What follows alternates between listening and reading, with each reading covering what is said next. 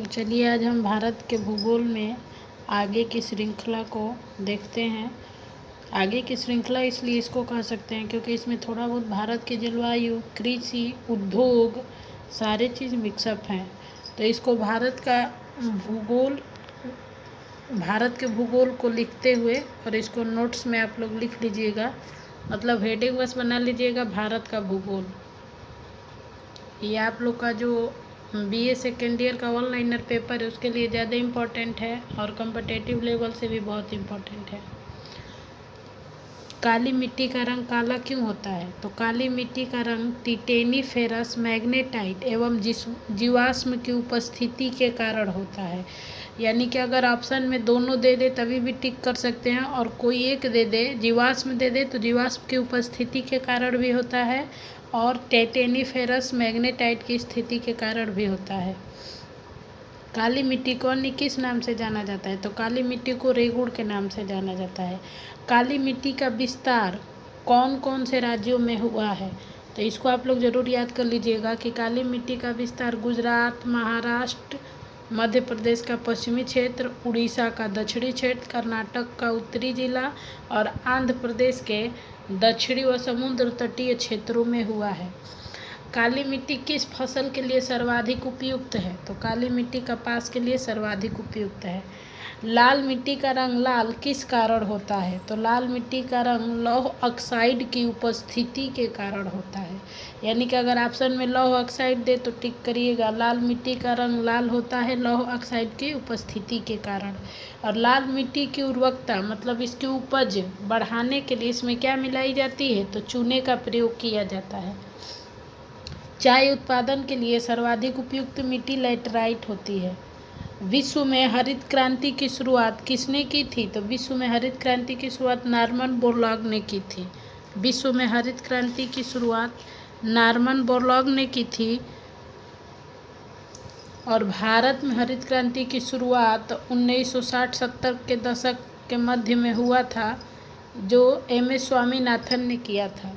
भारत में हरित क्रांति का श्रेय एम.एस. स्वामीनाथन को जाता है और विश्व में हरित क्रांति का श्रेय नॉर्मन बोरलॉग को जाता है। ये जरूर याद कर लीजिएगा। हरित क्रांति के फलस्वरूप कुछ फसलों में उत्पादन बढ़ी थी, मतलब कुछ फसलों में उनकी उत्पादकता में बढ़ोतरी हुई थी, तो कुछ अनाज स्थिर रहे थे और कुछ तो एकदम मतलब थोड़ा बहुत घटे थे। हरित क्रांति के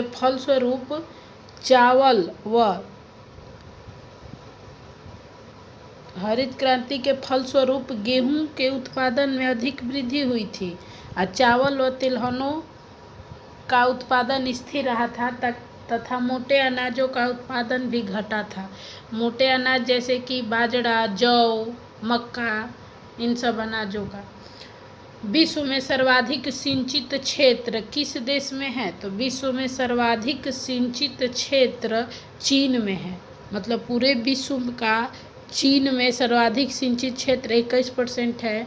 और भारत में सिंचित क्षेत्र कितने प्रतिशत है? तो 28% है।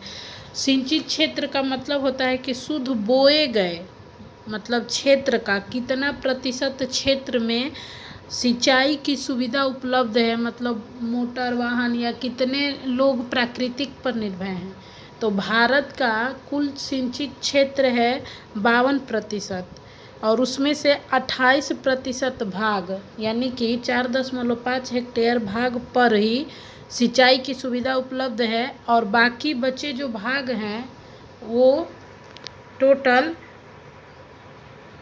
पर्यावरण पर निर्भर है, मतलब कि वर्षा पर निर्भर है, ऋतुओं पर निर्भर है। बारिश होगी तो वहाँ पे पानी की सुविधा आएगी तो वहाँ पे कृषि होगी।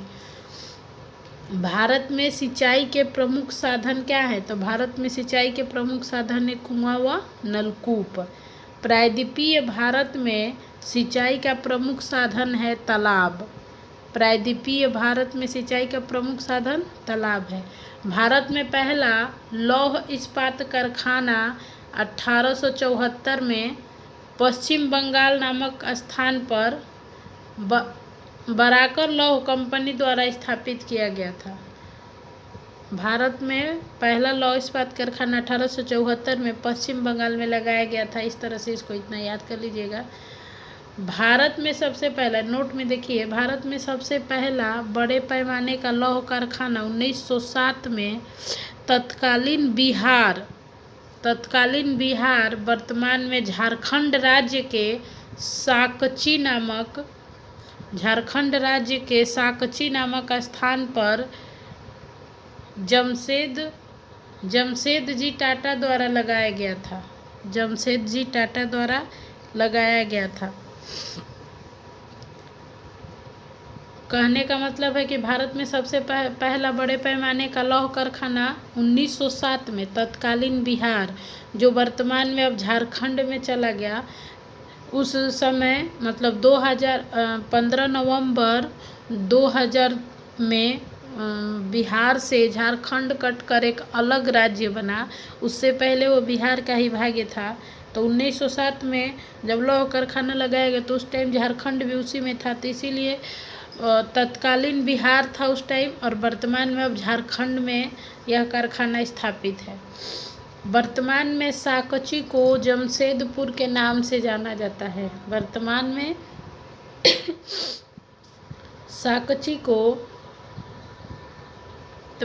साकची को जमशेदपुर के नाम से जाना जाता है। कहाँ गए हम लोग?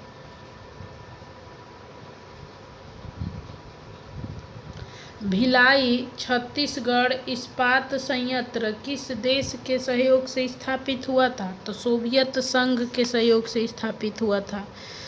जो भिलाई छत्तीसगढ़ का इस्पात संयंत्र था, यह संयंत्र सोवियत संघ के सहयोग से स्थापित किया गया था 1955 में।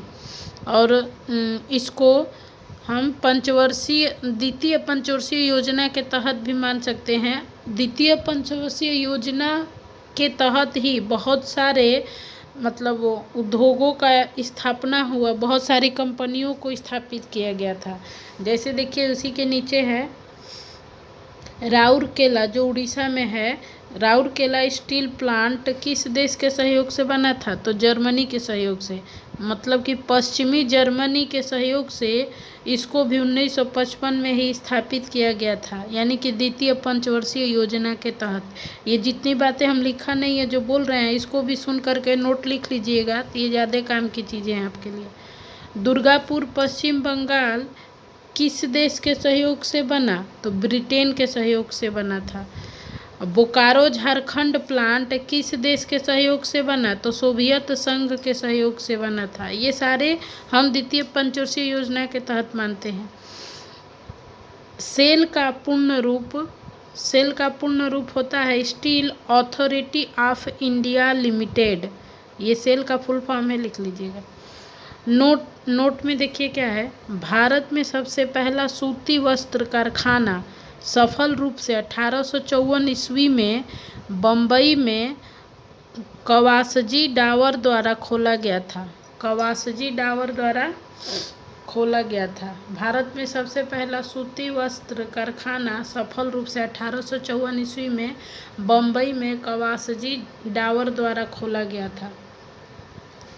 सूती वस्त्र भारत में जो ये खोला गया 1854 में, भारत का सबसे बड़ा ये उद्योग है। भारत का सबसे बड़ा उद्योग कौन सा है? तो सूती वस्त्र उद्योग ही है, जो सबसे बड़े उद्योग के रूप में भारत में फैला हुआ है। क्योंकि इस उद्योग से 5 करोड़ लोगों को रोजगार मिला है। मतलब 5 करोड़, अभी तो अधिक भी हो सकते हैं, 5 करोड़ लोगों ने इस सूती वस्त्र उद्योग से अपने जीवन यापन और अपनी जीविका को चलाया है। कौन सा शहर भारत की सूती वस्त्र की राजधानी के नाम से जाना जाता है? तो ये जो नीचे 3-4 लाइन का जो ये 3-4 पॉइंट है, इसको अच्छे से देख लीजिएगा, क्योंकि ये आपके पेपर का रिपीटेड क्वेश्चन है। कौन सा शहर भारत की सूती वस्त्रों की राजधानी के नाम से जाना जाता है? तो मुंबई शहर। और कौन सा शहर भारत के मैनचेस्टर के नाम से जाना जाता है? तो अहमदाबाद शहर। यहाँ पे रुकिए और एक चीज़ आप क्लियर कर लीजिए, जो ये आप लोग का क्लास में फंसा भी था। भारत का मानचेस्टर 3 प्रकार में उपलब्ध है, मतलब 3 रूप में भारत के मानचेस्टर को माना जाता है। तो इसीलिए कंफ्यूज मत होइएगा। भारत का पहला, पूरे भारत का मानचेस्टर अहमदाबाद को माना जाता है, पूरे भारत का मानचेस्टर अहमदाबाद को। उसके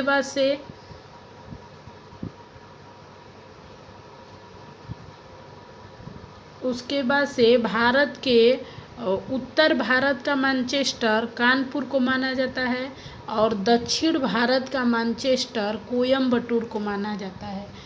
तो सिर्फ जब भारत का मानचेस्टर पूछे तो अहमदाबाद टिक करिएगा, और उत्तर भारत का पूछे तो उत्तर प्रदेश का कानपुर, उत्तर से उत्तर प्रदेश ध्यान रहेगा, उत्तर भारत का उत्तर प्रदेश का कानपुर नगर को माना जाता है।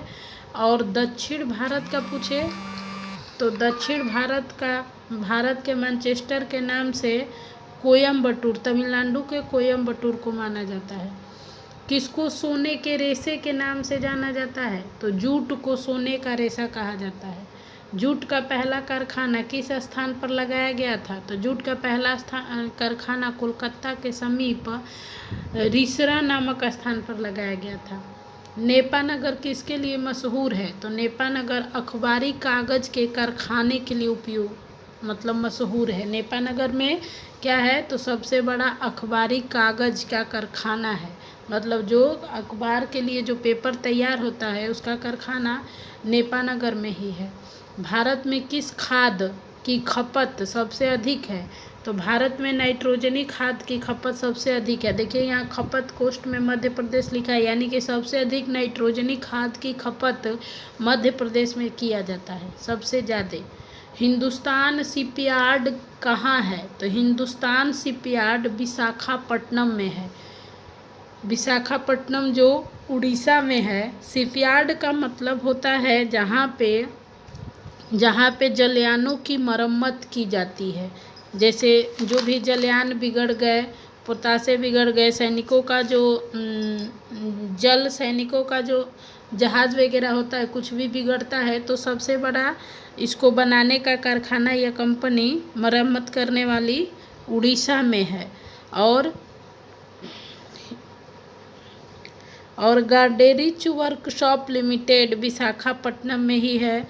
और गोवा शिपयार्ड लिमिटेड गोवा में है। मतलब एक है उड़ीसा, भारत का सबसे बड़ा तो उड़ीसा में है, उड़ीसा के विशाखापट्टनम में है एक सबसे बड़ा शिपयार्ड। और उसके बाद से गोवा है, गोवा शिपयार्ड लिमिटेड गोवा में ही है। तो ये गोवा का तो गोवे से याद रहेगा। मंझगांव डाक लिमिटेड कहाँ है? तो मुंबई के पास मंझगांव महाराष्ट्र में है। मंझगांव मुंबई के पास है।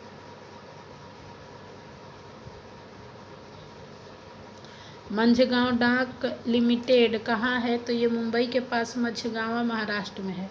हिंदुस्तान एयरोनॉटिक्स लिमिटेड कहाँ है? तो ये बेंगलोर में है। हिंदुस्तान एयरोनॉटिक्स बेंगलोर में है। एयरोनॉटिक्स लिमिटेड मतलब होता है ये एक रक्षा कंपनी है जो बेंगलोर में स्थित है। इसी का 15% सरकार ने सार्वजनिक करने के लिए ठाना था, मतलब इसका 15% बेचने के इरादे से थे, क्योंकि जो लॉकडाउन लगा था उसमें हमारी आर्थिक स्थिति खराब होने की वजह से सरकार ने ऐसा निर्णय लिया था। हिंदुस्तान मोटर कहाँ पर है? तो हिंदुस्तान मोटर कोलकाता में है। मारुति उद्योग लिमिटेड कहाँ पर है? तो गुड़गांव में है। प्रीमियर ऑटोमोबाइल लिमिटेड कहाँ है? तो ये मुंबई में है। और सनराइज इंडस्ट्रीज कहाँ है? तो बेंगलोर में। अशोक लीलैंड कंपनी कहाँ पे है? तो ये चेन्नई में है। और Tata engineering and locomotive company limited कहाँ पर है? तो ये जमशेदपुर में है। तो ये नीचे के कुछ हैं ऑनलाइनर, और जितना हमने इसमें एक्स्ट्रा चीज़ें, जितना भी हमने इसमें एक्स्ट्रा चीज़ बताया है इसको भी नोट कर लीजिएगा और इसको याद कर लीजिएगा। पेपर के दृष्टि से आपके लिए बहुत उपयोगी है। ठीक है, यहीं पे क्लास को समाप्त करते हैं।